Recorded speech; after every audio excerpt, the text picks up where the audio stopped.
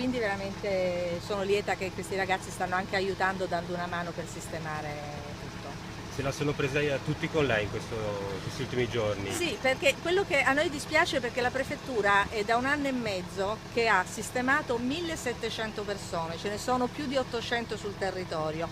Stabilito che tutti sono contro di noi, forse qualcosa abbiamo fatto, però pare che questo nessuno lo veda. Quinto è stato un errore, secondo lei? Per quello Quinto che è stato successo? una delle tante situazioni in cui, se non avendo nessuna possibilità alternativa, abbiamo dovuto accettare, perché l'alternativa era 100 persone in strada. Se noi abbiamo delle situazioni temporanee, come abbiamo e ce ne abbiamo ancora di situazioni temporanee, e ci dicono basta, con oggi dovete liberare, noi ci ritroviamo 100 persone in strada. Se uno ci dice, beh senta, se vuole li mettiamo là, è chiaro che è l'ultima delle cose che avrei voluto fare, di mettere 100 persone in un condominio, ma visto che la caserma non era ancora disponibile perché l'abbiamo chiesta da aprile, ci vogliono i tempi tecnici, e allora a questo punto uno dice piuttosto che lasciarli in strada, piuttosto che fare situazioni come abbiamo dovuto affrontare di caserma Salsa e della stazione, a questo punto dice li metto in appartamento. Posso pensare a una protesta ma non a situazioni del genere. Comunque, ringraziando Dio, ci hanno concesso la caserma Salsa, li abbiamo spostati e quindi spero che tutti gli animi si calmino. La caserma sì, è serena.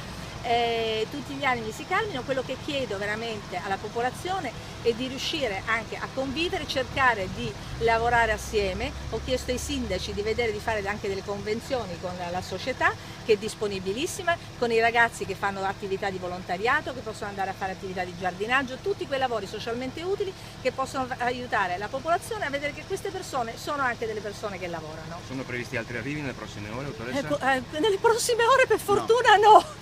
Abbiamo sistemato quelli che sono arrivati fino a stamattina e poi noi viviamo la giornata, ci arrivano le mail e noi cerchiamo di trovare una soluzione. Li porterete qui visto che viene attrezzata? Se non troviamo altre soluzioni sul territorio, ho già avvisato i sindaci, ma chiaramente cerchiamo di non superare un numero, però diciamo cerchiamo anche di svolgere tante attività qui all'interno in maniera che i ragazzi creino meno problema alla popolazione. Delusa dei sindaci, di alcuni sindaci. Diciamo che io ringrazio tutti i sindaci che in quest'anno hanno appunto accolto senza grosse proteste sul loro territorio gli immigrati. Mi dispiace alcune situazioni, ma purtroppo tanto noi siamo abituati, noi siamo i cattivi, quindi non c'è problema. Gli attacchi politici?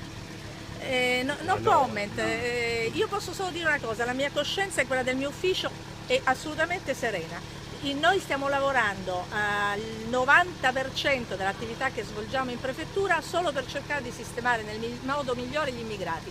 Fino ad oggi eravamo riusciti a distribuirli in piccoli numeri su tutto il territorio, era solamente Vittorio Veneto che ce l'aveva un certo numero, ma era una vittoria, avevano vinto un appalto, quindi non è che era una situazione. È chiaro che se a un certo punto uno ha delle persone che ce l'ha in strada, trova una soluzione. E questa è la nostra vita, purtroppo. I tafferugli di ieri? I tafferugli probabilmente sono anche questi, una reazione di una situazione di innervosimento generale che spero che si plachi.